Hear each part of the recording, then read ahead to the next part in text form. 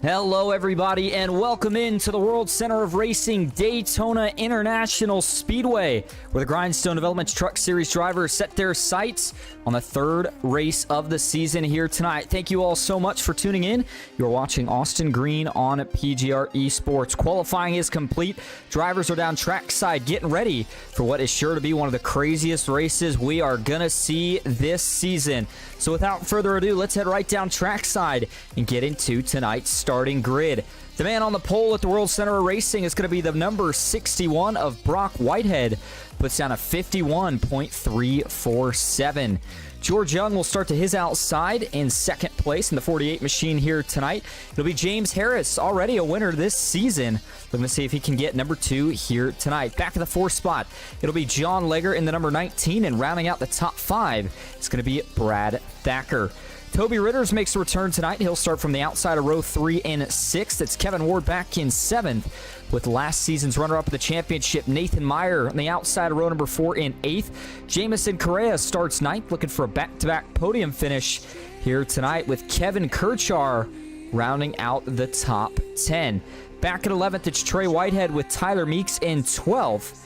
Moving on back to row number 7 in the 13th spot here tonight is Jason Nether in the 34, Bryce Rayner in 14th. Eli Childs will roll off 15th here tonight with William Mann Jr. in the 29 and 16th. It'll be Caleb Forsyth back in 17th, Robert Wynn in 18th with Andrew Hale 19th and Chris Logan rounding out your top 20. Charles Whitehead rounds out the field tonight. He will start in 21st. Taking a look at your race info, it is the Daytona 125, indicating we will run 125 miles, which breaks down to 50 laps here at the World Center of Racing. 100% fuel as always with 2 sets of tires. You do have that one fast repair if you need it, 2 sets of tires, and 2 green-white checkers if we were to need them. Daytona International Speedway, 2.5 miles in length, 30-plus degree banking in the corners, and track temp tonight going to be 81 degrees. No wind and a beautiful sunset to lead us under the lights here at Daytona International Speedway. All right, it's go time. Third race of the season and a chance for a lot of these guys to get their name in the championship battle. Here we go. Green flag is in the air. We are racing at Daytona.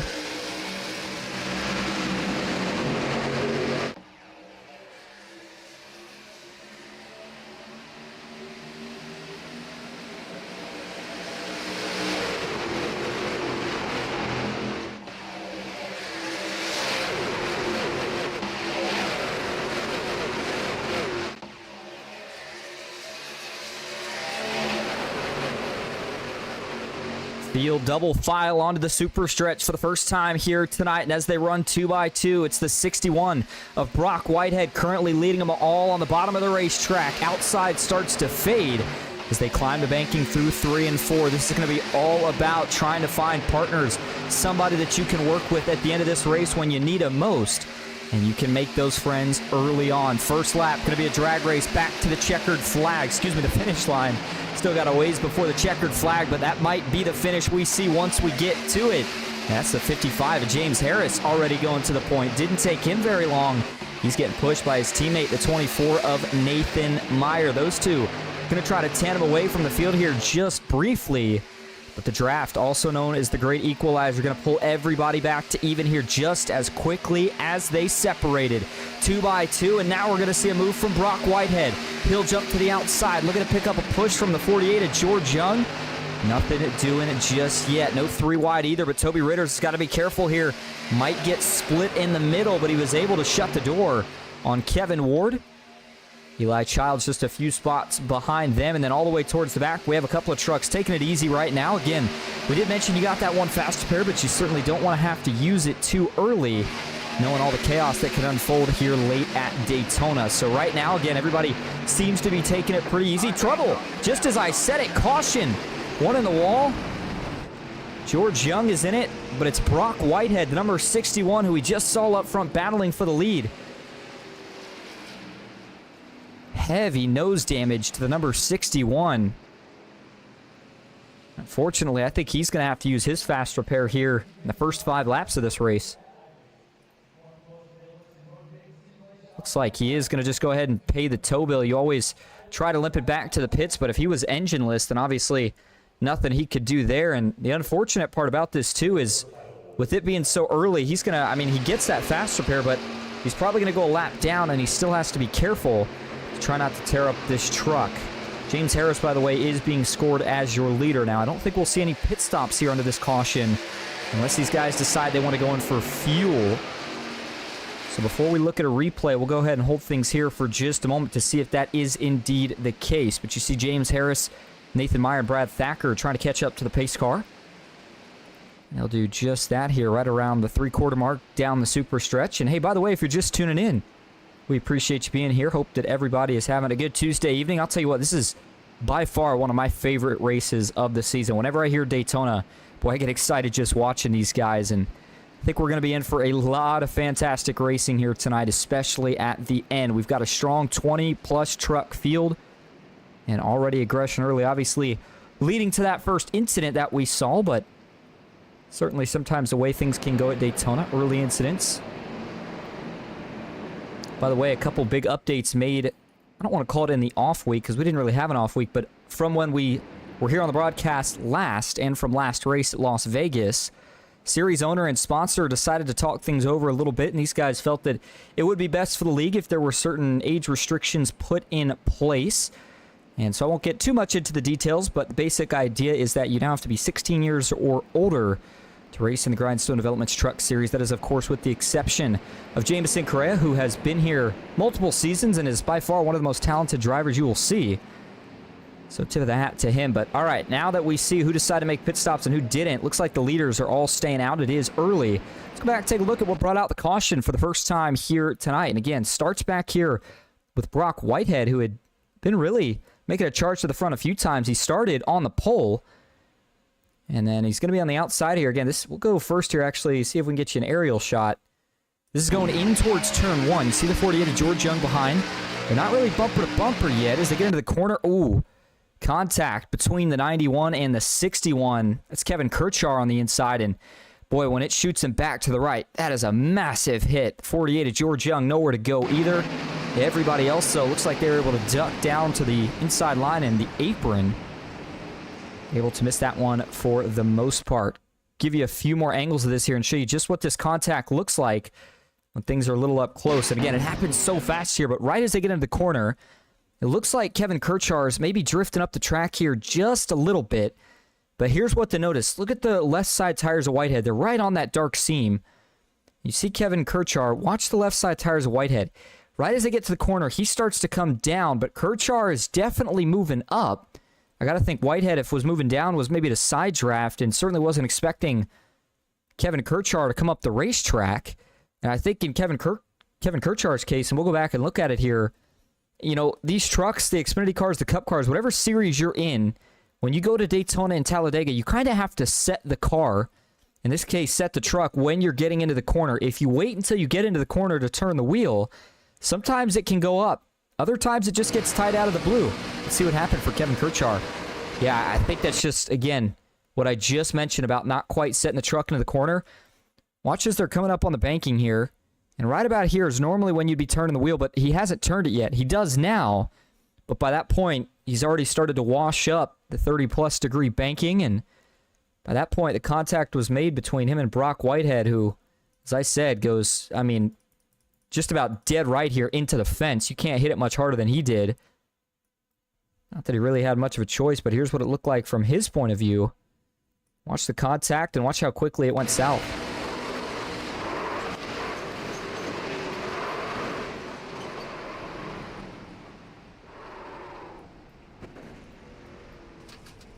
So a big hit here for Brock Whitehead. George Young was the other one who I believe we saw get a little bit of damage from it. And for the most part, everybody else was okay.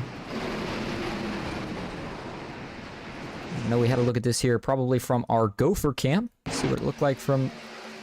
Oh man, that is just... It happens so fast here, and you know, at Talladega, it makes it a lot easier for these drivers to bail to the apron because you still have banking, but I mean, you can see there the transition, just how steep that banking is down to the flat. A lot of these guys did a heck of a job sneaking through that one and avoiding any further incident. All right, back live up front. Lights are off on the pace car. That means it is time to get back to green flag action once we get back to the line this time. 6 of 50 laps complete, still a long ways to go, and as mentioned, didn't really see much of your leaders decide to come in and top off. So that now makes it two of the teammates, James Harris and Nathan Meyer, lining up on the front row here for the restart. 56 of Brad Thacker and the 7 of Tyler Meeks back in row number 2. Kevin Kirchar currently rounding out the top 5. Got a little bit of right front damage. You can actually see it there. We'll zoom things in for you so I can show you exactly what I'm talking about. Notice on the right front, crumpled just a little bit, but I don't think that's going to affect his performance, especially in the draft. All right, the iRacing.com pace car makes a left turn. Let's try this again. Just a handful complete, and a lot of them left to go. Green flag is back in the air at Daytona. Good restart for the 55 of James Harris. He'll have whatever lane choice he wants as they work off towards turn number 1. Looks like for the moment, he's content to stay with the inside. By the way, we mentioned track temp at the start of the race, but it's so important here because it's really what helps that outside line generate momentum is when everybody's pushing and shoving. The hotter the track temp is, the more that outside line can roll. So the guys that make moves are going to have to push a little bit harder. That's exactly what Tyler Meeks is doing down the super stretch. He's going to get Nathan Meyer clear. Will the 24 drop down? Yes, he will. The 55 of Harris is going to pick him up with a push as they work into turn 3. 7 of Tyler Meeks now going to take the point. That'll allow him to cool his engine temps just a little bit. As you notice, the dashboard telemetry and again the track temp, 81 degrees, relatively cool. And it's probably going to cool down even more. Currently almost 8 o'clock in the sim time. So again, the sun will continue to go down, and the lights are going to continue to get brighter. 187 miles an hour as they approach turn number 1. And right now, it has still been pretty much all James Harris up front. Nathan Meyer, I know, took the lead, but Harris was the man who made the charge up front. And I think now he's content and pretty much pushing his teammate for the moment. And speaking of James Harris, we do have a driver cam here tonight, and guess who? James Harris carrying the onboard view at a track where you maybe don't see as much pedal work as we do at, say, a few of the other tracks we go to, like a Pocono or a short track, but it's always a cool view, especially when these guys start to get in the middle, 2 and 3 wide. Always makes it exciting, especially at the end. But again, James Harris already has found victory lane once this season. He'll be looking to see if he can do it again here tonight. There's the best view in the house right now. Nathan Meyer, clean air out in front. A beautiful sunset in the background. By the way, you do see that sun starting to go behind the banking in turn 1, so I don't really know if it's still necessarily in the sight of these drivers, as here goes Kevin Kirchar. He's going to take his Chevy Silverado to the top lane. He'll pick up a push. Now they're going to fan out 3 wide. A little bit further back. Big move from the 71 machine. That's Trey Whitehead trying to make something happen. Oh, Tyler Meeks going to get turned. He went down the racetrack, and can they save it? Caution is out. Toby Ritter's trying to save it on the banking. He will as well. And out back, I think Meeks was able to get away mostly unscathed. The 16 had to check up big time. Saw some smoke out of a few others.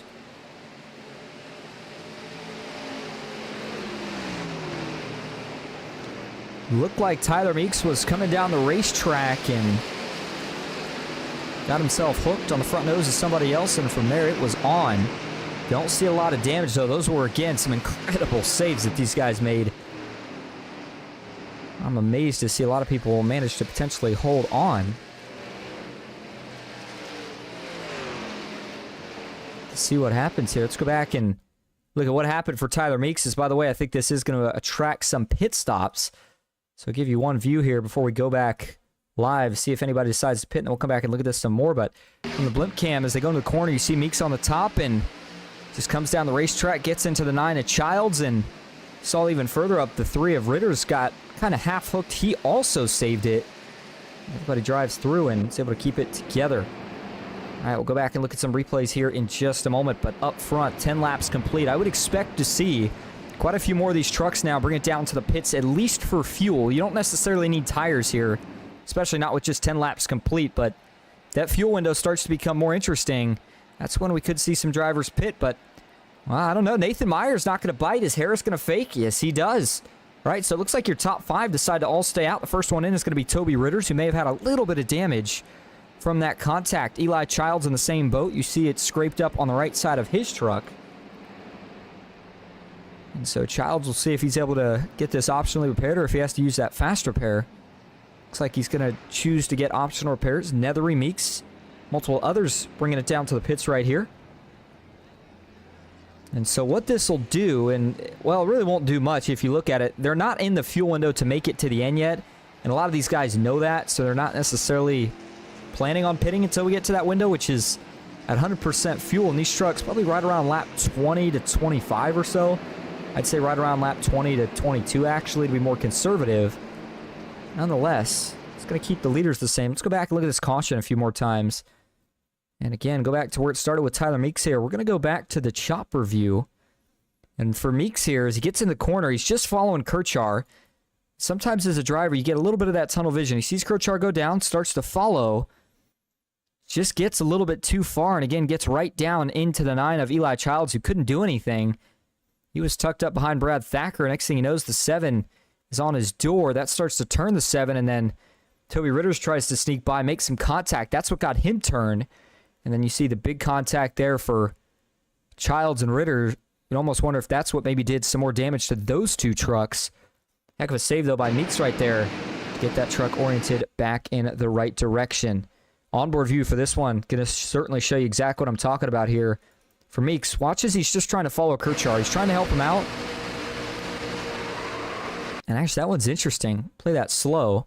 I think he definitely is following him, but again, it almost looks a little bit like a case of, I think he puts a little too much wheel into it. I think that truck actually gets a little bit loose on him. It's not much, but I talked about setting the truck on the last wreck, and I think that may have played a role here for Meeks. He waits till they're almost in the corner. Now he's turning. And it may not even be that he didn't set it. It may just be, you know, where you transition from that straight to the banking. Just something in the back of the truck didn't quite settle right. And once it turned him around, I mean, I thought this was going to be big. I think a lot of guys escaped this one, but a couple cautions early, I think, is definitely changing the game for how some of these guys want to race. I think some of them are thinking track position. I think some of them are thinking, guys, let's just try to click off some laps here. There's that contact again. Thacker lucky that he didn't get right hooked from that. And look how sideways Meeks is. Childs kind of helped straighten him out right here. And then unfortunately for Childs, as Ritter's made some contact with the rear of Meeks, he now is trying to save it, going down the racetrack, and there's the big hit. Be more concerned about that right front for Eli Childs than anything else. Eventually, these guys do kind of drive out of it, continue on. So again, very lucky that was not a lot bigger than it was. Give you one more view of this here from our turn 3 and 4 cam. Certainly a pretty good angle of how this all played out.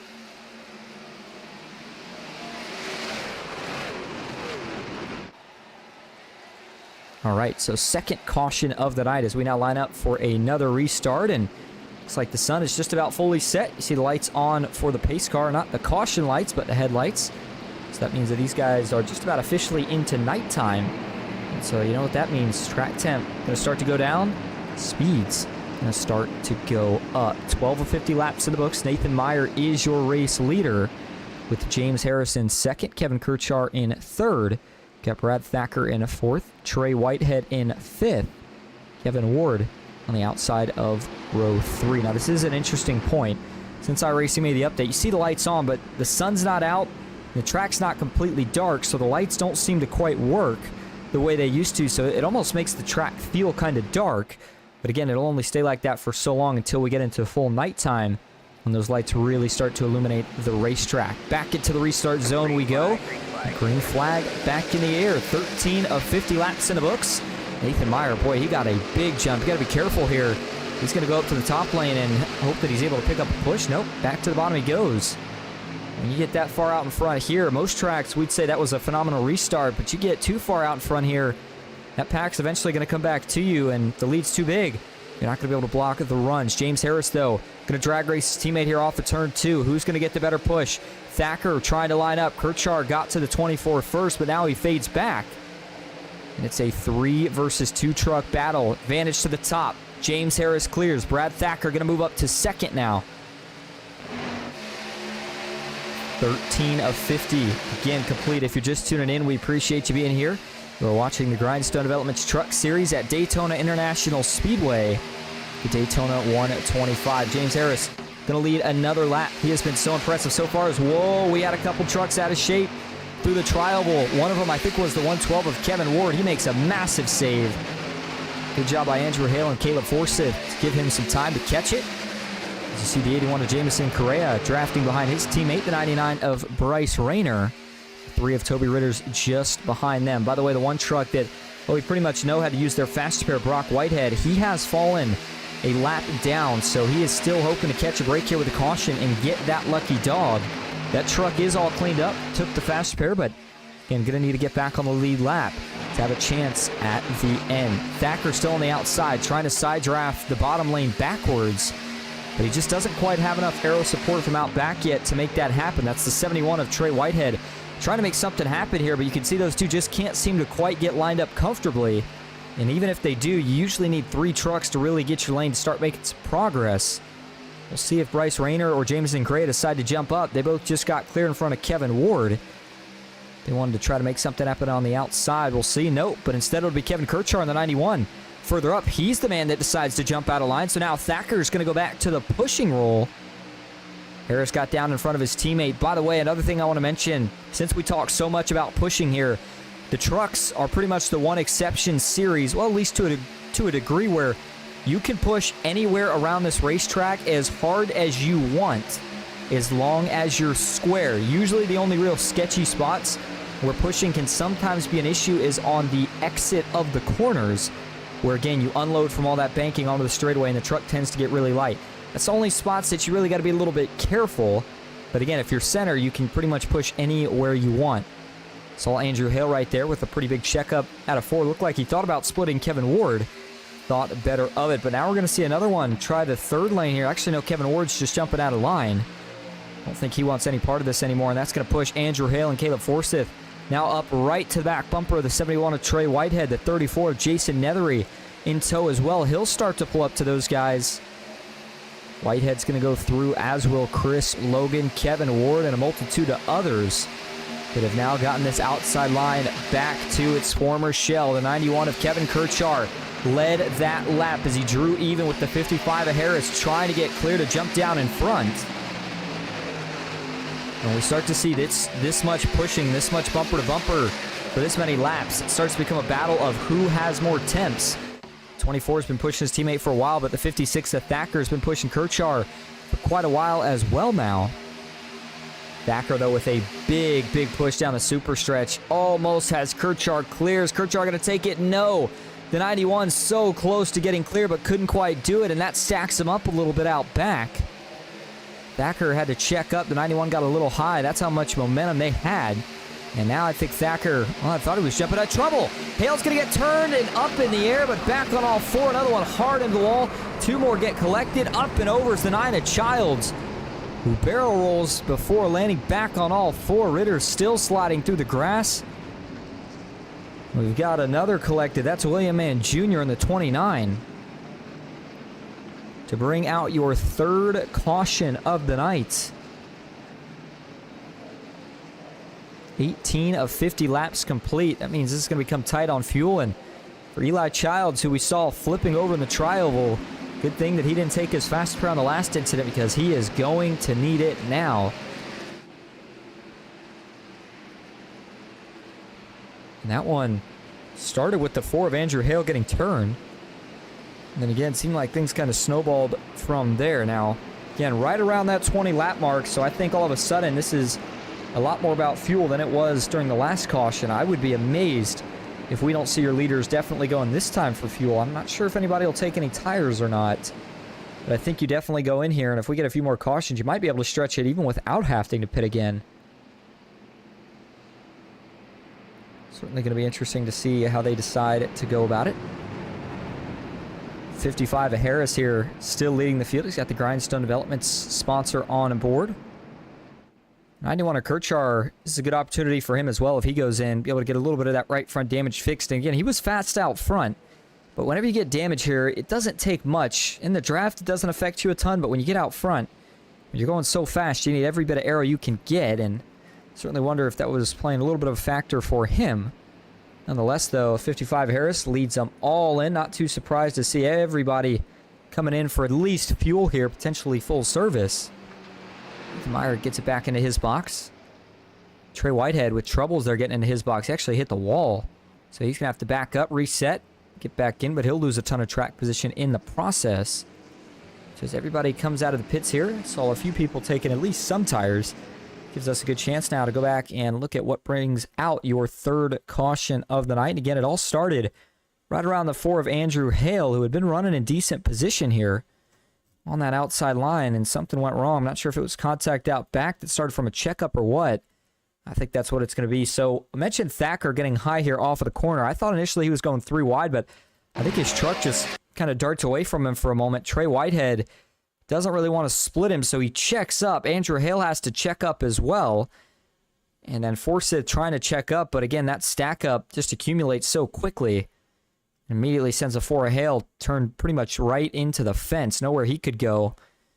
And then the 776 goes down the track, collects Jason Nethery and hooks Toby Ritters, who goes up the track. There's William Mann Jr. He also had nowhere to go. And then see Eli Childs and George Young getting collected in the back end of that one.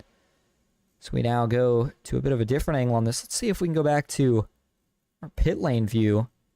And again, this happened right in the trial, a spot that I don't want to say that's where incidents don't usually happen, but certainly a little bit of an odd spot for it. But there you see Andrew Hale, and look how light that truck gets. We've been talking about flips a lot this season. Whenever you go to these high-speed tracks, it is always a concern. And then there's the big hit for Toby Ritters as well. Here comes the 9 of Eli Childs with nowhere to go. And boy, that's another big hit for Ritters. The 9 gets up and over.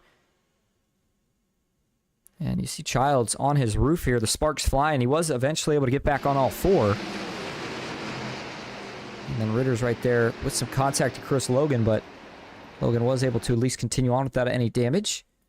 Here's what the onboard view looked like for Eli Childs, and this is going to certainly be a pretty cool one. First flip of the night, but when you think about Daytona, certainly something that can happen. So he sees the wreck out in front, and he's got it all but missed right just before he's going to clear the seas.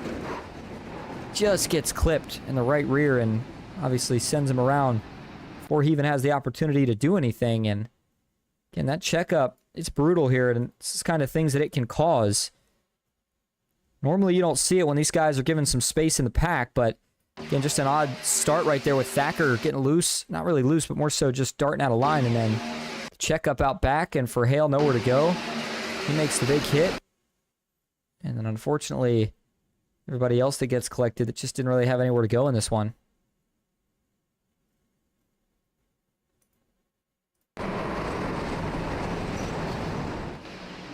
Saw William Mann Jr. dart off the racetrack here. I'm not sure if he hit anything or just went more so for a pretty big slide in the grass. I think he just goes through the grass. Here's the 29. It's turn right there. And yeah, William Mann Jr. does a little dirt tracking. Keeps that truck, though, in relatively decent shape. Certainly could have been a lot worse than it was. I'm going to take one more look at this here from our starter cam, who had a pretty good view of this one.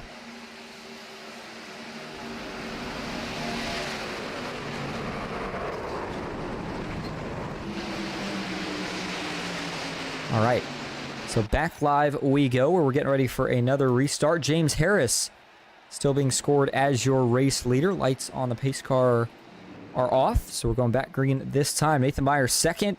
It'll be Whitehead and Bryce Rayner this time in row 2. 20 of 50 laps complete.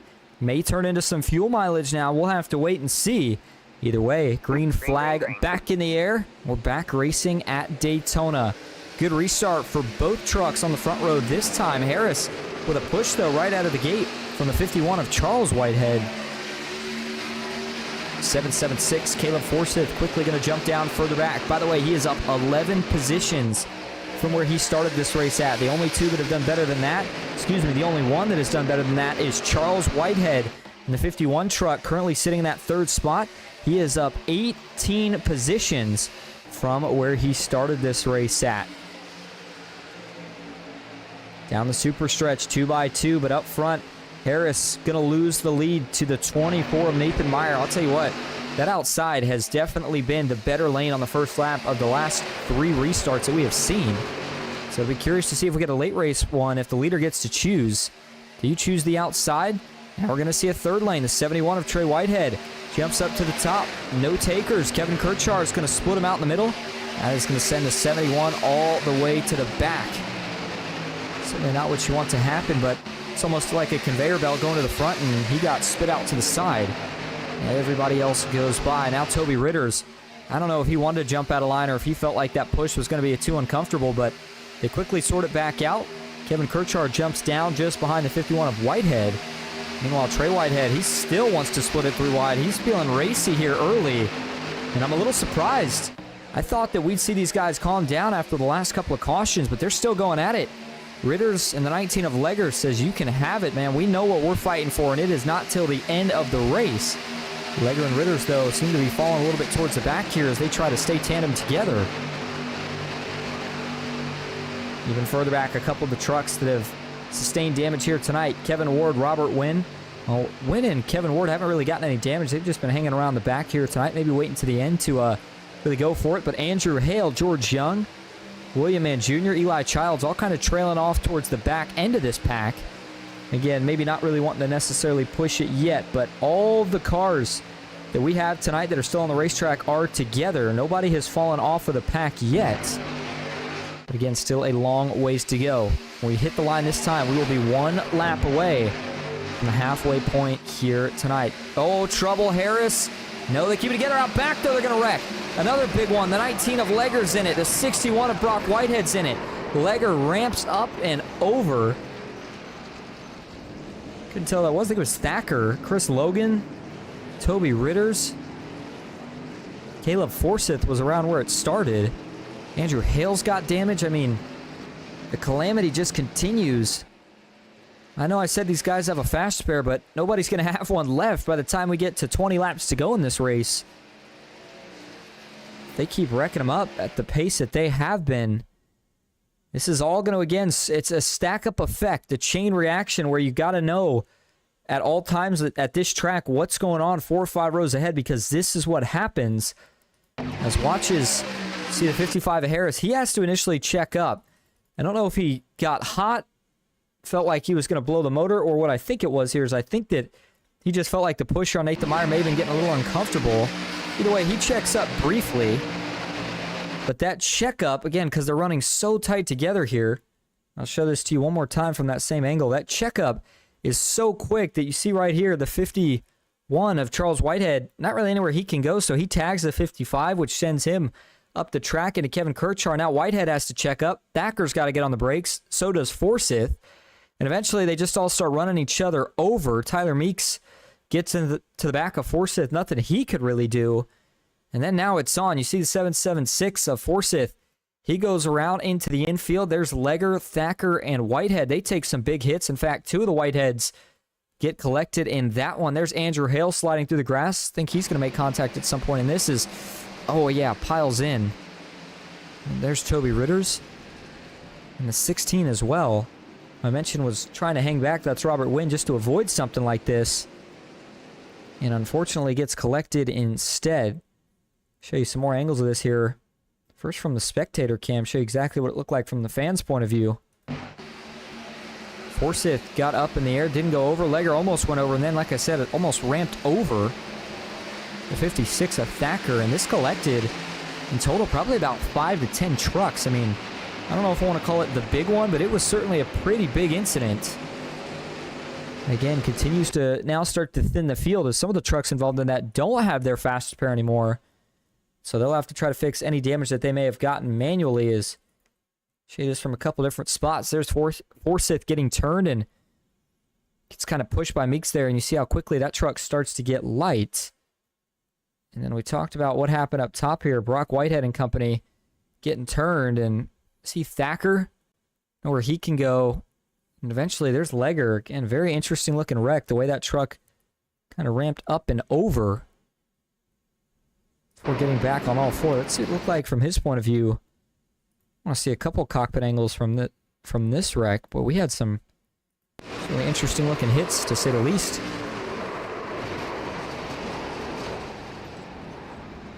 Yeah, I don't know if I can say that I've ever seen a truck quite do that, where it climbs up and over another one, almost as if it's a bridge, if you will. Got to think Brad Thacker had a pretty interesting point of view of that himself, as he gets turned, and the driver out of Texas turned, and then you saw Legger go up and over him. Another view here. This is from our pit lane cam at full speed to show you just how quickly it all unfolded.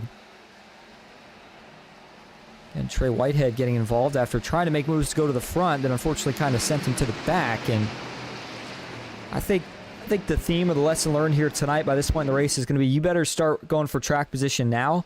And I know that probably sounds counterintuitive based off of how aggressive things have been and how many cautions we've seen, but you know who hasn't been involved in any of these cautions? Those front two.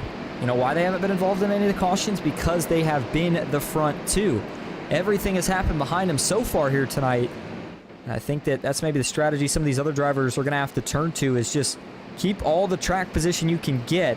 So the later this race gets, the more aggressive things are going to become.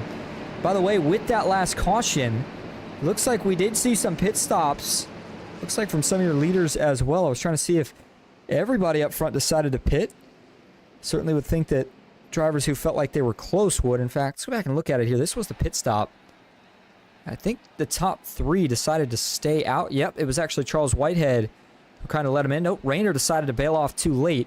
So those guys are definitely good to go on fuel, not only for the end of regulation, but even overtime if we were to need it.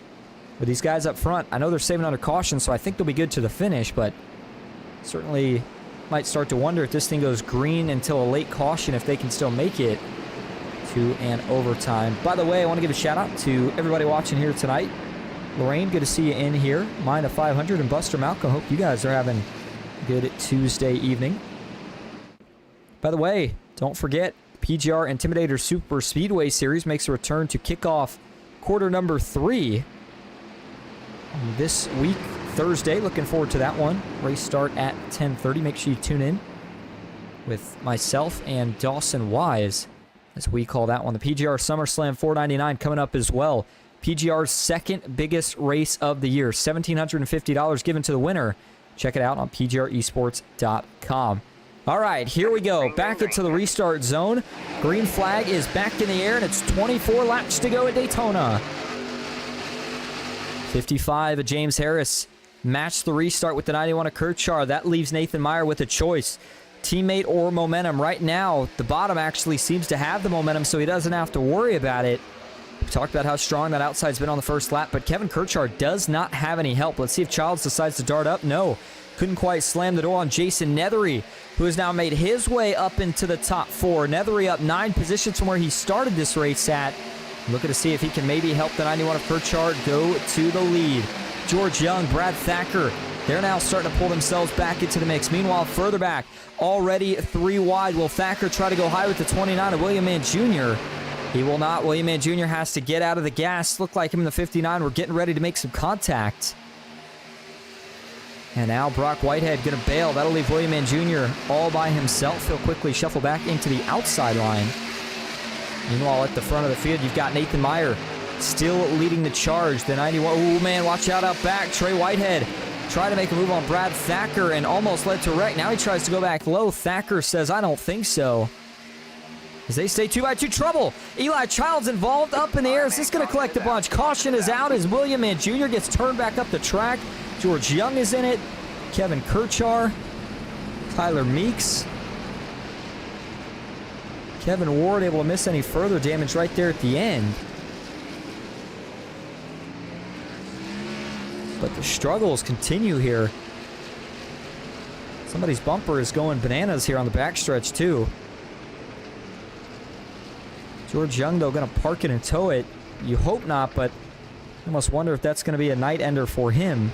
We'll have to wait and see here if he's able to make it back out of the pits. Now everybody definitely in the fuel window, whether you pit or not, and I don't think you're pitting here unless you want to fix damage or just take tires for the fun of it, but here we go. I mean, it's been that kind of night. We really haven't got to see even a medium green flag run. With each caution, just seems like the likelihood of the next caution is even higher, as in this one, looks like Eli Childs is kind of minding his own here, and Kevin Kirchhoff just kind of drives down into his door. I mean, well, I don't want to overhype the narrative here because Eli Childs does come up a little bit.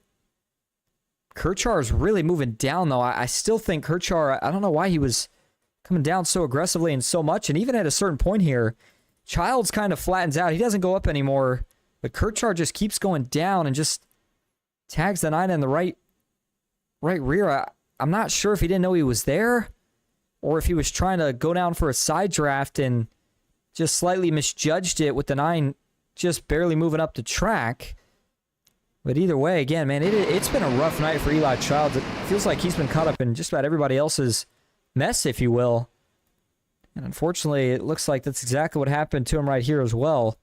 See this from TV2. It all happens so quick, but as soon as Childs gets hooked, there's the big hit for those two into the outside wall. Childs, again, almost up and over, but truck lands back on all four. Meanwhile, you've got everybody else out back trying to find somewhere to go with the 9 block in the middle of the track. George Young gets hooked from out back. He tags the outside wall pretty hard. William and Jr., you see him spinning towards the outside wall. There goes Brad Thacker towards the inside wall. And all these trucks that get collected here with just really nowhere to go. They eventually all get it sorted out, but not without some serious damage to quite a bit of the field. Show you another perspective of this here. In fact, before we show this perspective, I do want to go back and look at the onboard view here. Kevin Kirchhoff. And watch the inputs here. As again, nothing intentional. I just think it was either a slight misjudgment or just didn't realize that Childs was down there. Or maybe it's neither of those. Maybe somehow the truck just got a little loose on him off the corner. I don't think that's what it was, though. Either way, there's the big hit, and there it was on. Another big hit right there, too. Man, that ripped off the front hood. Jamison Correa piled into that one, too. He didn't have anywhere to go. I'm trying to if anybody actually snuck through this. See, John Legger made it by. He did a heck of a job there, but does Forsyth manage to miss this? I think he does. Oh, my goodness. It looks like he does there. He does there. Whew. Boy, both him and Bryce Rayner, but Caleb Forsyth, what a job to miss this one. Watch it from his onboard view. See if we can go back to Forsyth here before we play it forward. Here we go.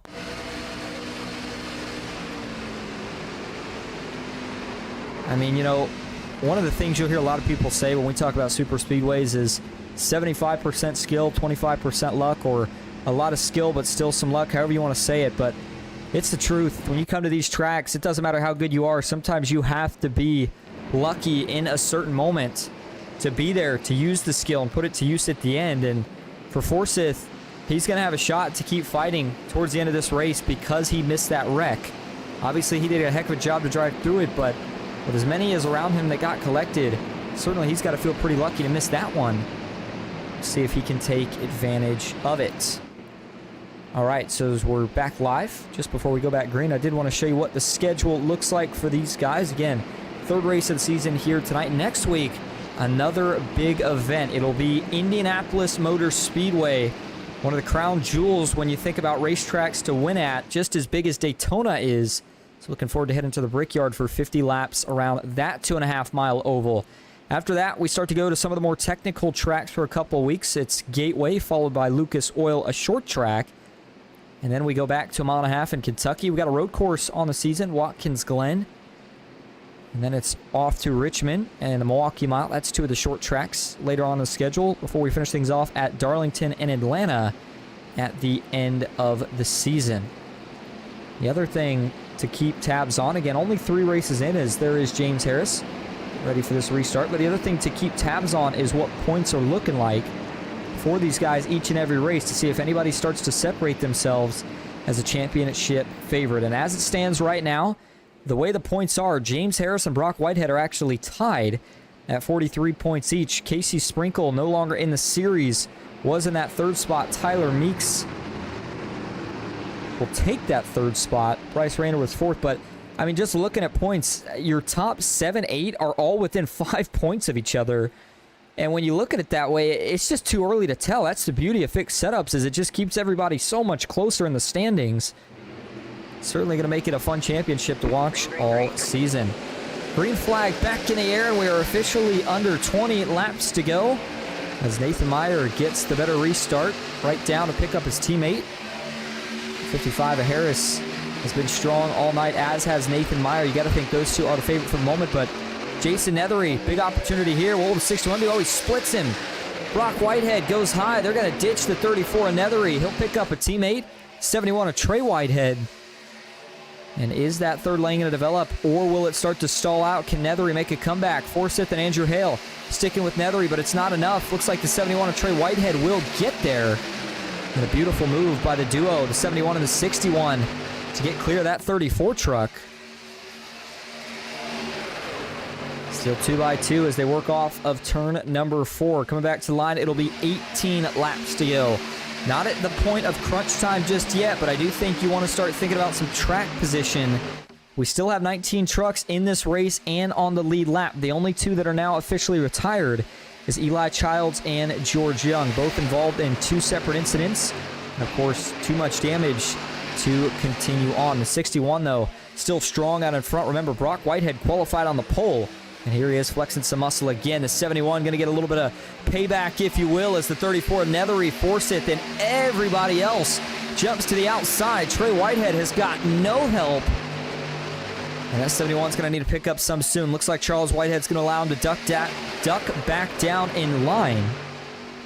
29 of William Mann Jr. starting to move back to the field. Andrew Hale. I mean, a lot of these guys that we just saw in the last incident or two, right back up to the top 5. Certainly, they seem to think that it is go time. It's now Jason Nethery almost to the lead. That 34 looks very stable out in front, at least for the moment. You got to think that Forsyth going to try to push him here down the super stretch, see if he can get him clear. The longer you push a guy, the less chance to really get clear of the next lane it seems like you get. So that was the gearbox view showing you just how much pushing the 34 of Nethery, or excuse me, the 776 of Forsyth is doing to the 34 Nethery. As they go back through the field here, starting to see a couple of them that are maybe hanging back. Yeah, not so much. Jameson Correa, Bryce Rayner. And is that the 16 of... It looks like, yeah, that is the 16 of Robert Wynn. He's hanging back, still taking it easy. I think once we get to right around 10 laps to go, though, that's when the gloves have to come off for really everybody. I think it's go time at that point, and if you're not going to go to the front, then you need to just stay all the way in the back and hope that they wreck. That's really your best 2 options, but the 3rd lane, it's what Daytona's known for, and it is wide open if any of these guys decide they want to take it. Well, whether it's going green the rest of the way or late caution, we are setting up for what is going to be an exciting last 10 laps here at Daytona. Now, Forsyth, though, going to make the move. He'll jump to the top, maybe trying to cool a little bit. Nethery goes back up to pick him up. Forsyth going to go ahead and stay in line for now and continue pushing. I think Caleb Forsyth definitely testing the waters right there to see what he can do and if anybody would go with him. Nobody bites, and now that outside line really loses a lot of momentum. James Harris, he'll have an opportunity to go up, but Trey Whitehead's going to beat him to the punch. Whitehead will get linked up with Nethery now. Watch for that outside to start to roll back to the front as they work onto the backstretch. Nathan Meyer, though, he will make the move. He jumps up. Now he's going to have the momentum as they work onto the super stretch. Trying to get clear. He's close. Big push from the 71 is going to do it. Nathan Meyer will get clear to the lead. He jumps down. Trey Whitehead, though, still charging on the outside into turn 3. 34 Nethery not able to get there just yet. He'll try to line him up through the middle of 3 and 4. Nathan Meyer back to the point on the inside as we approach 14 laps to go. And with that, we are going to take one quick break before we get to the final 10 laps. Grab yourself a drink, grab a snack, stick with us. It's going to be good here at Daytona.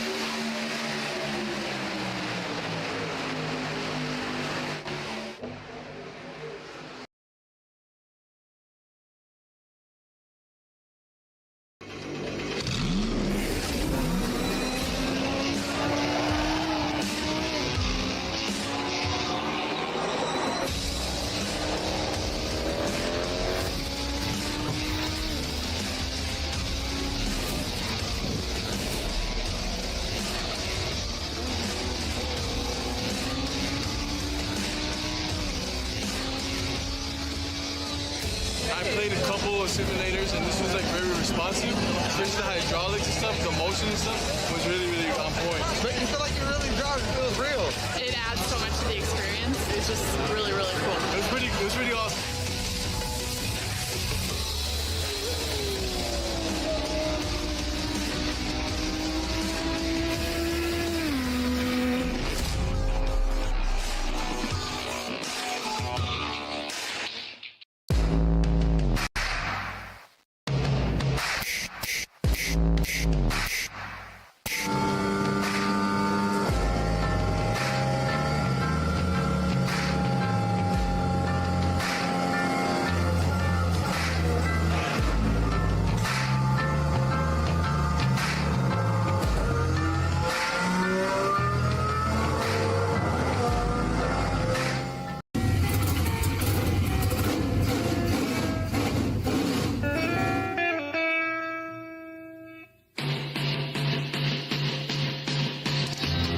Green flag is in the air.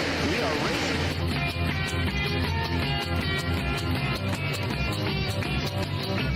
Three by three.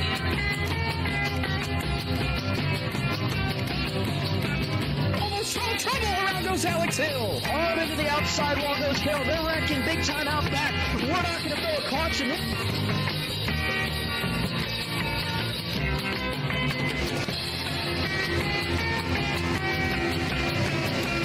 To the finish. Who gets it at the line? Cody Nagels wins it at Talladega.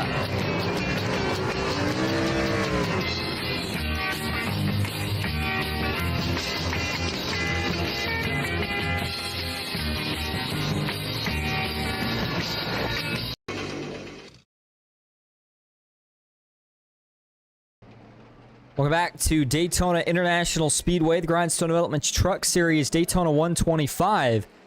Just like that, you saw it all nonstop. Back under caution for a big wreck on the front stretch with just 11 laps to go. Jamison Correa caught up and actually went up and over. But man, right as we were getting ready to come back, and again, normally I wouldn't take a break this late in the race, but I really needed to get a drink of water to call the exciting finish I think we're going to see. And fortunately, as we were getting ready to come back from that break, the incident took place. Nonetheless, though, it's going to set us up for restart inside 10 laps to go. I don't think pit stops are going to be a big factor here. So, with that, let's go right back and break down exactly where this one went wrong. These guys have been three wide, splitting back and forth for the last few laps. We had a couple of really close calls, but they kept it together every single time, except for this one as they're coming off of turn 4. The 91 of Kirchar and Meeks, who just got together there. In fact, I don't remember if these two tangled earlier or not, but in that case, Meeks is a little bit off the yellow line. Still, I would say he's in his lane. In fact, we'll see if we can go back here and actually get more zoomed in on these two. So I would say Meeks is still in his lane. He is a little bit off the yellow, but, I mean, he's not really... He's moving up maybe a little bit, but Kevin Kirchar is also definitely moving down. I think right here, let's see what the best point to pause this is. All right, right here.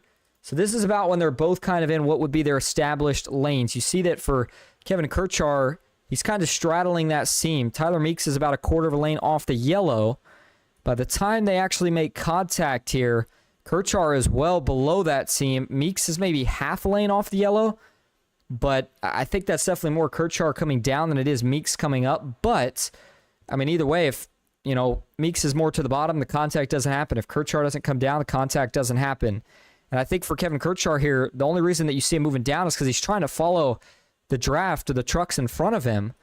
and that's pretty much what leads him into the 7 of Tyler Meeks. So it's, I call it that tunnel vision that you sometimes get as a driver, but it's so tough to be aware of everything that's going on around you when you're running this fast, this late in the race. And he's just focused on the truck ahead and just never realizes that they're getting that close together when that contact is made. Here's what it looked like from the zoomed-in view, and even though those two start the contact, they certainly don't get the worst of it here.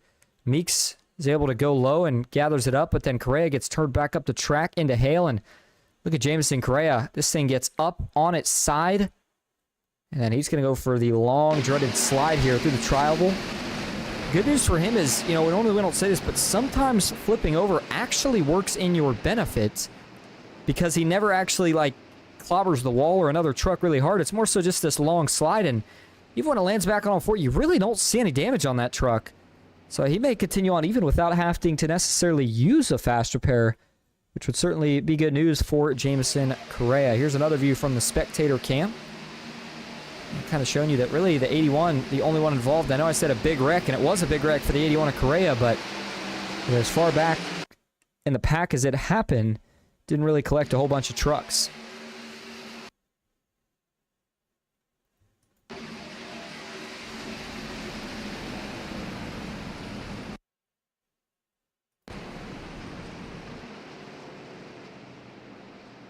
Eventually, though, Correa with a big break there. That's the only thing you worry about when you slide is if you stay upside down, you're going to have to tow it, and you won't be able to simply just drive it back and get a few optional repairs done. And if you have to pay that tow bill this late, it's basically grounds for your race is over. One more view of this here from the onboard view of Correa. He gets turned up and over. Came off a podium last week, looking to do the same this week, and his chances aren't done, but certainly going to be a lot tougher than it was this time a few laps ago when he was starting to make his way slowly towards the front. All right, 9 laps to go. It'll be 8 when we grab the restart. Brock Whitehead currently being scored as your race leader. Nathan Meyer second. James Harris in third. Well, as we get ready for the restart, let's see how the man leading the way is feeling right about now. Hey, Brock, this is Austin up in the booth. You got a copy? Yeah, I got you. Well, you're leading the inside lane here for this restart. We're coming to 8 laps to go. How are you feeling right now? Yeah, I feel pretty good. That's a good way to feel. One more question here before you go green, though, is, with as many cautions, as aggressive as things have been here, is there a strategy that you try to have in mind for what to do here, or do you just kind of go with the flow? Yeah, just the strategy is just trying to stay up front out of it. I've already used both of my fast repairs and came back from 2 laps down, so I can't really be in another one. So I'm going to try to stay up here and stay out of everything. Sounds like a plan. Brock, good luck the rest of the way, and we appreciate you talking to us. Thank you. Interesting note there, too. You heard him say both fast repairs. Maybe these guys got 2 tonight. I know that was a rule last season at Super Speedways, but they changed it to 1 this year. Nonetheless, even with those 2, we've still seen Daytona capture a few trucks here tonight. Put them down for the count, but speaking of countdown is on to the finish. 8 laps remaining here at Daytona as a green flag back in the air for Nathan Meyer. Meyer with his teammate James Harris up top, and boy, they coordinated that restart to a T. Able to pull the 55 down, and now they're lined up bumper to bumper, but they might have to make a block here. Brock Whitehead, he's going to have a run with Toby Ritters. Question's going to be for these two, will they take it, or will they stay where they are? Here comes William Mann Jr., Bryce Rayner, big momentum up top. The 61 of Whitehead wasn't able to cover it. Can William Mann Jr. get all the way to the front with the push from Bryce Rayner down the super stretch? Not quite able to get there. Draws even with the 55 of Harris. This is where you really got to start to tighten up, try to side draft that inside line, and Bryce Rayner knows that if he's going to get this 29 machine to the front, he can't really be letting off. I mean, I hate to say it, but that's where we're at now. It is no more just light bumps. We are full on. You've got to push if you want to go to the front, and that's exactly what we are seeing here between these front 4. Bryce Rayner almost has a 29 clear, maybe actually got him clear for a split second, but William Mann Jr. not quite able to take it. By the way, William Mann Jr. up 14 positions from where he started this race at, looking for his first win this season. And boy, what a big win that would be if he could get the job done, but now he's got to make a block. Rayner went to the middle, Trey Whitehead went to the top. 3 wide as they go into turn 3, and is this going to work? It's going to work for now. The 34 Nethery starts to close the gap now. Forsyth is there as well. Meeks will help provide some 8 up top. But they are waiting for the cavalry. They're not going to see it yet, though. 3x3 from about the second row on back. Just 6 laps to go here at Daytona. And something's got to give, and there it is. Trouble out back. 2 around. Kevin Kirchar's in it. The 51 of Charles Whitehead's involved. Caution back out. It's going to send us to a 2-lap shootout to decide it. Doesn't look like anybody got any fast repair-worthy damage in this one. Saw a couple trucks run into each other and spin out. But I didn't see anybody really clobber the wall. Let's go back and see how this one started. Oh, man, it started all the way back in the tri-oval here. Kevin Kirchar getting onto the apron. We'll go first here to the chopper view. And for Kevin Kirchar here, as they go into the tri-oval, he starts to get a little bit high. And then you see him let out of the gas here. You see, it's all from that checkup, and then him and Hale make some contact. He goes down onto the apron here in the grass, and he tries to correct it, just gets a little bit too overcorrected. Back up onto the track he goes and collects the 51 of Charles Whitehead and the 112 of Kevin Ward. I think Ward maybe gets the most damage out of that when he hits the outside wall with the rear end of that truck, but again, nobody really destroyed in this one by any means. And then Chris Logan here, he goes for a slide, but plenty of pavement down there, so never gets into anything. For Kevin Kirchar here, this has been a little bit of a tough night for him as well. Just gotten caught up in a lot of incidents, and in this case, watch how it starts. So he starts to move up, but it's because of the checkup, and then him and Andrew Hale make some contact that kind of shoots him down onto the apron, and I'll tell you what, it's really the grass there that I think gets him. It's like ice down there. And as soon as the tires get on the grass, they go from gripping the pavement to just spinning like you're on ice. Right here, I think the rear tires just start spinning and he just loses traction. Unfortunately, just left nowhere for Kevin Ward and Charles Whitehead to go. But again, you don't want to say that any wreck is lucky or a good one, but that one's certainly where it happened and the way it happened. Not collecting the field is a pretty good thing in that case. And the way he was coming back up, it looked as if he was going to hit really, really hard. But kind of used a couple of trucks as a cushion, which again, I think actually ended up saving all of them in the long term here. Watch this. I mean, if there's no 51 there, if there's no 112 there, he's probably going dead right back into the outside wall at 180 miles an hour and destroy that truck. So some good news to take out of it. You see him tank slap the right rear right there. And then, ooh, didn't see that hit in the first replay, so maybe a little bit more damage than initially thought here for the 91 of Kevin Kirchar. He will continue on and see if he can live to fight these last 2 laps. All right, back up front we go. Race leader is now Bryce Rayner, the man who I feel like we associate so much with short tracks and really technical tracks, but that doesn't mean he doesn't know how to race super speedways. He just knows how to race them smart, and felt like it wasn't meant to go to the front until we got to the end of this thing, and it's exactly where he finds himself now. Bryce Rayner is up 13 positions from where he started this race at. Nathan Meyer currently in the second spot. He's led his fair share of laps here tonight. Jason Nethery found his way to the front late. Looking to see if he can capitalize potentially on a win or his first podium of the season. James Harris, the other arguably favorite here tonight. He has also led his fair share of laps. So get ready to restart from the 4th spot. Caleb Forsyth up 12 positions from where he started this race at. We'll round out the top 5.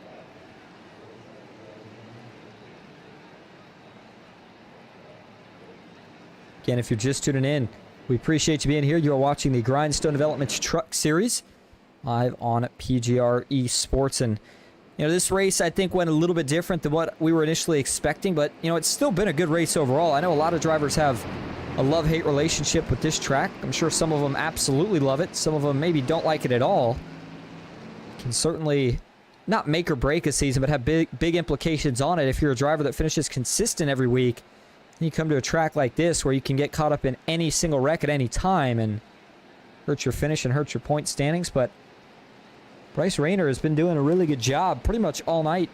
Now that he's been able to get to the front, he's going to have to try to hold him off here for 2 laps. And speaking of 2 laps, let's remind you here of the way this works. Now, this will be a natural green-white checker because we're going to have just naturally 2 laps left in the race. But the general idea for a 2-lap shootout, whether it's this one or we have to head into overtime, is that the leader has to take the white flag for the race to be official. If they don't take the white flag and we get a caution in this first lap, then we will rack them up and we will try it again. So Bryce Rayner, his goal is to get to that white flag.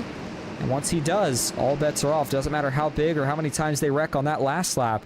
Whoever gets back to the checkered flag first will be your race winner. Get your picks in now. Who do you have winning this one? I can name a couple of favorites here tonight, but I think we've got just about anybody in the top 10 has a great chance at it, and I've seen even crazier things on super speedways. Guys back in 15th, 20th have found ways to win it. You just never know what's going to happen. And we still got a lot of trucks in this field. 19 remaining, and all 19 are on the lead lap, which means they all have a shot at it. But this is where you got to find somebody to work with, especially if you're a group that tries to go to that third lane. You can't get too greedy, trying to either only go by yourself or not wanting to work with a bunch of different guys. You got to make do what you can here in order to get yourself to the front and have a chance at it. The other thing we haven't seen tonight that we haven't had to talk about yet is blocking. How aggressive of a block are you willing to make if it means a race win at Daytona? All right. Could be the final restart of the night. Again, it's a natural green-white checkered. Would you have it any other way? A 2-lap shootout under the lights at the World Center of Racing to decide a winner in the Grindstone Developments Truck Series. Here we go. Rayner versus Meyer. Champion versus runner-up. Green flag in the air. 2 laps to go at Daytona. Good restart for the 99 of Bryce Rayner. He is going to lead them all towards the banking off towards turn 1. Nathan Meyer lined up with his teammate, but they don't have the momentum yet. Still 2 by 2. Nethery thought about making the move up, but he can't do it. Now the outside starts to climb back. This is where you wonder who gets the momentum, could decide the race. The outside starts to roll. James Harris trying to link up. He's not there yet. Now he is. The 24, Nathan Meyer, gets a nose out in front, but it's not enough to get clear. Now they're going to wreck out back. Trouble to around. The 61's in it. Caution back out. Forsyth gets turned. Meeks tries to slide through. Legger gets turned. And we will indeed take it to overtime. They're still wrecking down here on the grass. Toby Ritters and Caleb Forsyth.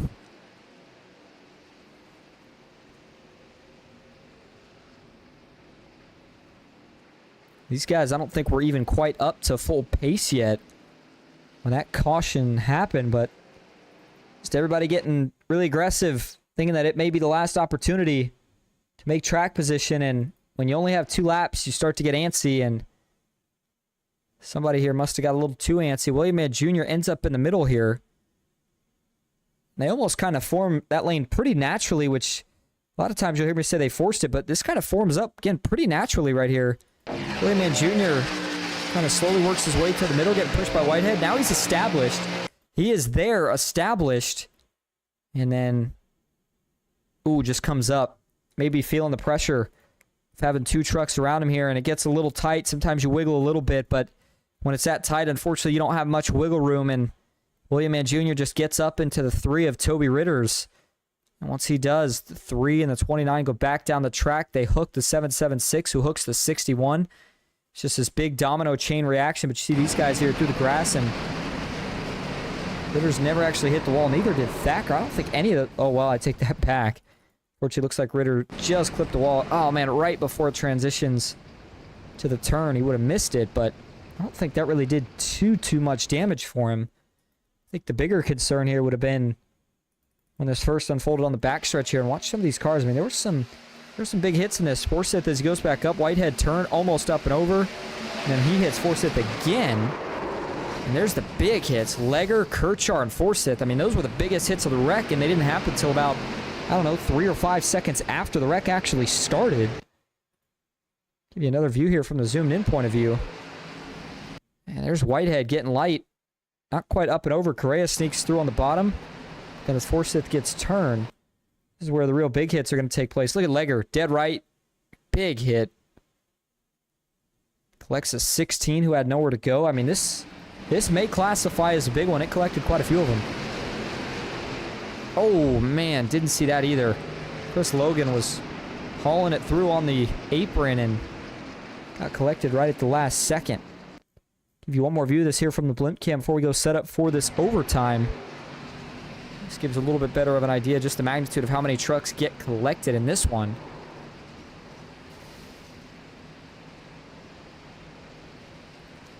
So a late wreck brings out the caution for the 8th time here tonight. Again, will now send us to our first attempt at a green-white checkered. I believe these guys have 2 in total. I know we talked about at the start of the race, it's either 2 or 3. Can't remember for sure. Either way, we'll see if they can get it wrapped up here in just 1. Certainly something that'll be interesting to see play out. And by the way, up front, leading the way at the moment is the the 24 of Nathan Meyer. Bryce Rayner second. And you've got the 55 of James Harris in third. 34 of Nethery. 71 of Trey Whitehead back in 4th and 5th. So we'll see if the lights go off this time on the pace car. If they do, that'll mark the 1 to go signal. Again, same rules apply as the last one. Got to make it to the white flag for this race to be official. If they don't, well, then we will rack them up and try it again. Nathan Meyer out in front. We talked to him this time last week in the same position. Things didn't work out. Let's see how he's feeling this week, knowing that he's got another shot at it. Hey, Nathan, this is Austin up in the booth. You got a copy? Yeah, I got you. Oh, man, we were talking to you this time last week. Same position, same scenario. Things didn't quite work out, but it's a much different track, different form of racing. What do you feel like is going to be the key to victory here? Yeah, I was going to think, keep it with my friends here, you know, just keep the bottom, keep it strong. You know, back-to-back races, led the most laps, staying up front, but, you know, this is a whole different animal, so a little bit of luck and a little bit of teamwork, and we'll get it done. Absolutely. Well, we talk about Daytona, one of the tracks that counts as a crown jewel. Everybody wants to win here. But we also know that there's a points championship. How much does that weigh into the decision-making of if you had to try to throw a block to win it? You know, we were just talking about that. It's one of those things where it's like finish second or throw a block, get stuck in the middle, get wrecked, finish last. I already have a last place finish from that fiasco last week, so probably just going to hold on the bottom and hope for the best. Sounds like a plan. Nathan, we appreciate you talking to us. Good luck the rest of the way. Thanks, man. You go. Tell you what, I don't hear a lot of drivers go with the conservative mindset, and I think that that is the right one to go with. So we'll see if it works out for Meyer. He said he's going to stick to the bottom, and he's got a teammate behind him, so at least in terms of what he can control, I think he's pretty set in that aspect. You kind of force the outside to have to make the moves, and I can tell you that everybody on this outside line is not going to simply sit here and push Bryce Rayner the entirety of these next 2 laps. They're going to go 3 wide. They're going to dice it up. But for the 24 Meyer, all he has to do is sit on the bottom. Nobody can necessarily jump out on him. You know that his teammate's going to be able to try to push him all the way home. All right, here we go. Lights are off on the pace car. Let's try it again. Green-white checkered attempt number 1. Under the lights at Daytona. Green flag back in the air. 2 laps to go. Good restart for the inside. That's exactly what Nathan Meyer and James Harris needed to do. Now the 99 starts to blink. Bad timing for the rest of the field. He blinks back in, but that really hurt the momentum. Rayner now is going to have to decide, does he tuck in line or stay out? He'll stay out for the moment. Trey Whitehead hoping to pull clear to jump up, but he can't seem to quite do it. He's thinking about it, but he's not going to get there. Jason Ethery now lines the 99 up for a push as they work down the crucial back stretch. The 24 Meyer looks up. Rayner's going to split. Meyer did exactly what he didn't want to do, get split in the middle. Now he's falling back. Bryce Rayner to the lead through turn 3 and 4. And as they come off of turn 4, they'll be taking 1 lap to go. Bryce Rayner on the inside. Now he gets a push from the 55 of Harris. Can they hold it together? Looks like they do. White flag in the air. 1 lap to go at Daytona. And this is where you got to be careful. Trouble out back. They're wrecking. They're all wrecking out back, but up front, Rayner in control. Oh, man, he's going to have to make a couple of blocks here. Whitehead back to the inside. Rayner's going to follow. Harris and Meyer are not out of this yet. They're going to get tandemed up into turn number 2. Ooh, watch out down the backstretch. Somebody's going to have to make a block. These 2 are coming up top with a head of steam. Here comes James Harris for the final time down the super stretch. Rayner tries to make the block. They're all going to wreck. They all wreck. Who sneaks through? It's Correa and Meyer that make it through. And this is going to be a drag race between these two. Everybody else is out of it. Can the 16 get there? I don't know if he's going to have enough time. They continue to side draft off of turn 4. Now they beat and bang. Correa looking for his first win. Meyer looking for his first win. Correa on the apron. Does he beat him back? Yes, he does. Jamison Correa wins it at Daytona.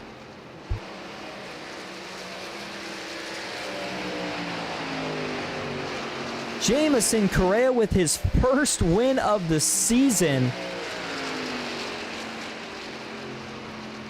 What a finish. Nathan Meyer loses it by 0.02 of a second. I think he got caught up just a little too much trying to block the 16, I think it was. Tyler Meeks actually snuck through. It looks like the third, at least according to scoring.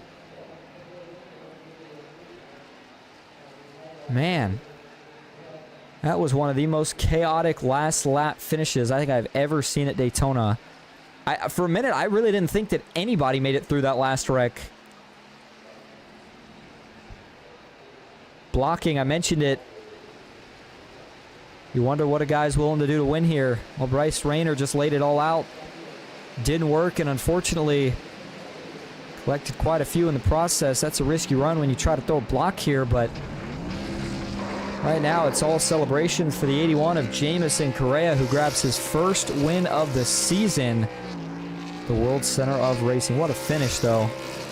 Between both him and Nathan Meyer. We're going to go back and look at it here in just a moment. Before we do, looking at your official results here tonight. Again, Jamison Correa is your race winner. Nathan Meyer takes home second with Tyler Meeks in third. Robert Wynn finishes in fourth. Kevin Ward fifth. Chris Logan sixth with Brock Whitehead in seventh. Toby Ritter's eighth. Jason Ether in ninth, and James Harris, after getting wrecked on the last lap, finishes in 10th. Trey Whitehead 11th, William Mann Jr. in 12th. Brad Thacker 13th with Caleb Forsyth in 14th. It's Andrew Hale finishing 15th. Bryce Rayner 16th. Charles Whitehead 17th, with John Legger finishing back in the 18th spot here tonight. Rounding out the top 20 is Kevin Kirchar and Eli Childs. George Young rounds out the field. He finishes in 21st. All right, before we go grab your top 3 for interviews, let's go back and look at this, not just the finish, but really the entirety of this last lap. And maybe not the entirety, but certainly where things started to get interesting. So Nathan Meyer, he made the move that he said he really didn't want to make. That was, I think, kind of a mistake, but, you know, he tried it, didn't work. He caught a break here, and really, I mean, the cards fell in his favor. This is the best scenario you could ever ask for. You've got a teammate that you're lining up with a run on, and you've got 2 trucks way out ahead that you're still in drafting range of.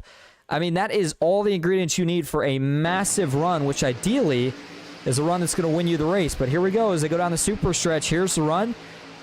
Rayner's thinking. He's thinking. The 71's able to dive low on him, and I think Rayner at that point felt like, well, I'm either going to get split or I'm going to have to try to go up to the top and block it. And he tried, but just late. There's really not much more to it. James Harris, well, I don't know if it was so much as he was late as it was Harris just goes a lane higher. The block was close on the lane Harris was in, but there's just so much of a run out back, they just can't really adjust to it in time. And eventually they all wad each other up. 55 gets turned, 71 gets turned. I mean, again, I literally thought this collected the entire field of what was left at least. 71 up the track. But you see there on the bottom, look who sneaks through. Nathan Meyer, Jamison Correa, and the 16 of Robert Wynn. And then as they work through 3 and 4 here, thought for a minute it was going to be just these two, but the 16 pulling a ton of draft as they continue to stall each other out. And that draft gets him all the way up here right to the back door of Nathan Meyer, who goes up the block. And again, I think that if, you know, it's tough to say because the 16 does have a run, but I think if Nathan Meyer doesn't block, he maybe has a better shot at it. Just stay side draft in the 81 and cut the track as much as you can. But when he goes to block the 16, Correa is able to get it. Now, I will say, nobody pushes the 81 of Correa down on the apron. He goes down there by himself. I don't know how admins rule it, but it'd be interesting to see if they call this an illegal move below the yellow, because this would have been a little bit closer had he stayed above the yellow line. I still think he gets it, but like I said, it's going to be interesting to see if the admins maybe take a look at this and say, I don't know, Correa, you might have went below the yellow.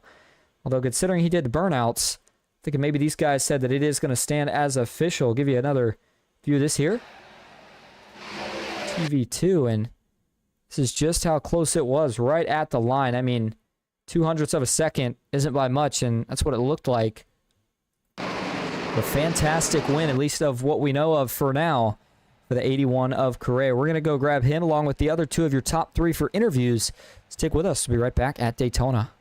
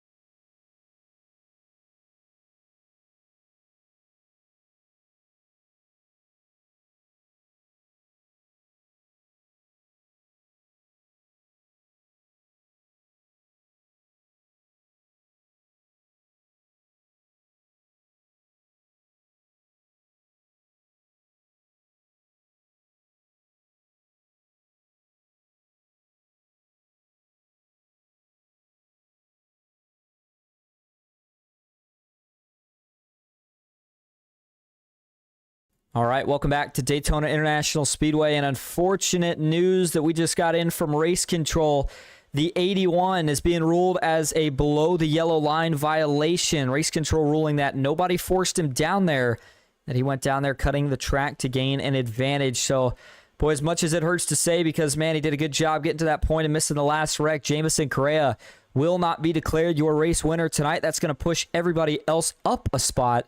So that means the win will go to none other than the 24 of Nathan Meyer. Second place will be Tyler Meeks, and Robert Wynn will round out the podium. So let's start first here tonight with your race winner, Nathan Meyer.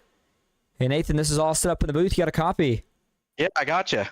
Well, man, initially looked like you were being scored a second place finish, but race control ruling that the 81 went below the double yellow to gain an advantage, so you get the win. Man, you still had to squeak it out, though, at the line. 2/100ths of a second. What was going through your head that last lap? Oh, gosh, just chaos. Oh, geez, I didn't even know I won until right now. That's cool. Man, it feels good, but I think it was coming to the white flag, I can't remember. Bryce was coming headstrong, man, and that guy's good. So I tried to block him. He put me 3. I got suckered into the middle, and then I was like, from there on out, I was just like, all right, I'm just gonna try and push somebody, right? And then some crashes happened. Bryce went to block James. They got together. Well, I don't know. It was crazy. And then coming to the line, I thought Miguel would have beat me even just going straight there in the tri-oval, and then I thought it was Meeks coming up behind me, so I was like, all right, Meeks will give me a push, but it was Wynn, so I kind of put him in the wall. But just another exciting Daytona finish, man. It feels good to get one, though. Yeah, certainly does at a track where there's so many unknowns, so many things can happen. And, you know, we know how good you are at all the other kind of tracks we head to, so how important is it to get a win at a track where a lot of times you have a good chance of getting wrecked? Yeah, it feels really good. I don't have a lot of look at Daytona, especially in officials, but in this league, I think I've won one plate track in like 6 years. So, yeah, just thought I'd stay up front, avoid the wrecks, and, you know, like I said before we took the green-white checker there, just got to get lucky, and it happened. Absolutely. Well, Nathan, a great win for you here tonight. So before we let you head out to celebrate, is there anyone you want to thank or shout out? Yeah, thanks to you guys for putting this on. Always love to go back and watch it. Shout out to Kevin and Grindstone Development, those guys over there, and yeah, dude, just thanks for all the fun. Appreciate it, guys. And Nathan, thank you for talking to us. Congrats on the race win, and we'll see you next week. All right, see ya. All right, now that's going to bring us to tonight's second place finisher after the yellow line violation given to the 81, and that is the 7 of Tyler Meeks. Tyler, this is all set up in the booth. You got a copy? Got a copy. Go ahead. Well, you bring home a second place finish tonight, and really you came out of absolutely nowhere. That last lap, we saw a few wrecks. You make it through the last one. Did you think that you were going to be able to make it up to those top 3 there coming to the line? No, I don't know. I had a terrible night overall. I was up, I don't even know, top 5, I think, beginning of the night, and then I got sent to the back after I got in contact with Eli, and kind of never recovered from that. So that last lap, I was like kind of just going to Days of Thunder my way through, and it worked out. I let off a little bit, but I think I probably let off too much to try to rally my way back up to the front. And then I just tried to get them guys draft, and I never had enough. And then Nathan and Robert were wrecking towards the end, so I was lucky enough to get a spot on Robert, giving me a top 3. And then the admins ruled that there was a advance below the yellow or a pass below the yellow, so I guess they bumped me up to second place. So I'll take a second place after running top 20 all night. I'll just say that. Yeah, absolutely. And hey, it's not your first podium of the season. They seem to be adding up here pretty quickly. You got to be feeling good about your chance in the championship even this early on. What do you think going forward?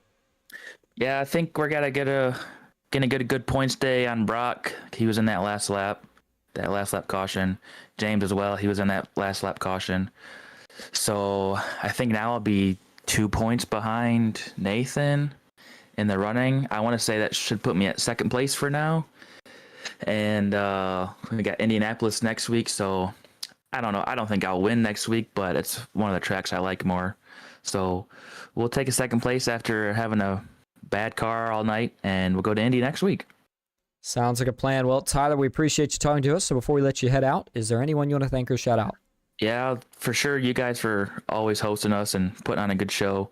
Kevin and James for putting the league on. Grindstone Development for giving us sponsorship. Everybody in the league for putting on weekly shows and always having arguments afterwards, but coming back the next week with cool heads and trying to keep the racing clean.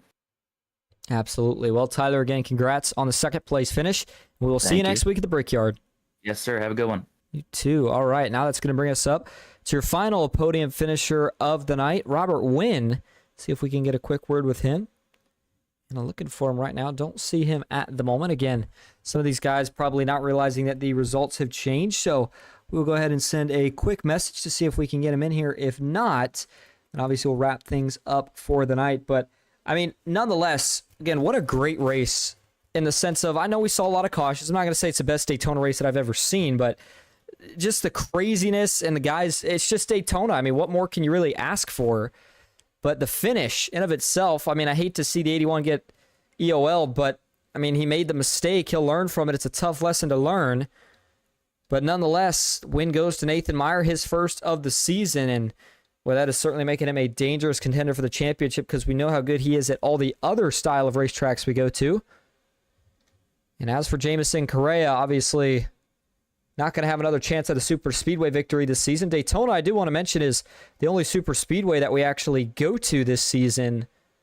No Talladega on the schedule this year, but even with that being the case, a lot of drivers still are excited for this one here tonight. Still no Robert Wynn. We'll give him just another moment, but as we start to potentially wrap things up, as always, I do want to make sure I say thank you to all of you that tuned in here tonight. I really hope that you enjoyed. Again, next week it's off to the Brickyard. Be a fun race at Indianapolis. Make sure you tune in to that one. And do not see Robert Wynn hanging around, so fortunately it doesn't look like we're going to be able to get an interview with him. So we will cut it short there and wrap things up. That's it for me, Austin Green, here tonight on PGR eSports. And until next time, have a good night.